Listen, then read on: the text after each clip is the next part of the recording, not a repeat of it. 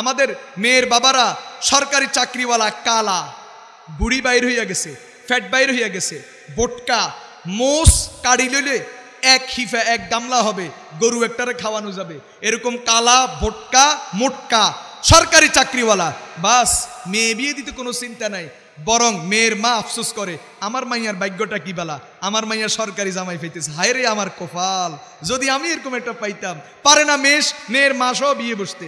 আর যদি কোম্পানির চাকরি, চরিত্রওয়ালা ভালো ছেলে, সুদর্শন ছেলে, না কোম্পানির চাকরি, কয় টাকা, সীমিত বেতন, এটা দিয়ে কেমনে সংসার চলবে?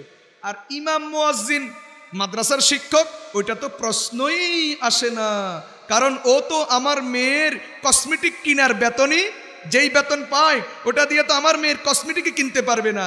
এই ফকিরের বাচ্চা মুলুবির গোষ্ঠীর কাছে মেয়ে বিয়ে দিলে নিজে খাবে না আমার মেয়েকে খাওয়াবে? কথা ঠিক, কারণ তোমার মেয়ে তো হাতির বাচ্চা, কেমনে হাতির বাচ্চা ফুসবে? তোমার মেয়ে তো জলস্থির বাচ্চা, জলস্থির মেয়ে বাচ্চা কেমনে ফুসবে? তোমার মেয়ে তো একটা তিমি, এত বড় তিমিকে কেমনে ফুসবে? তোমার মেয়ে তো একটা অজগর, এত বড় অজগরকে মুলুবি কেমনে ফুসবে? এজন্য বাস আগের যুগে বিয়ের ক্ষেত্রে চরিত্র খোঁজা হতো, টাকা পয়সা দেখা হতো না, এজন্য তখন শান্তি ছিল। এখন বিয়ে শাদীর ক্ষেত্রে টাকা পয়সা খোঁজা হয়, চরিত্রের কোনো প্রয়োজন নাই, সরকারি চাকরি দেখা হয়, আমেরিকাওয়ালা ইটালিওয়ালা দেখা হয়, এজন্য শান্তি নাই, সংসারে শুধু আগুন আর আগুন জ্বলে। কথা বলেন ঠিক কিনা?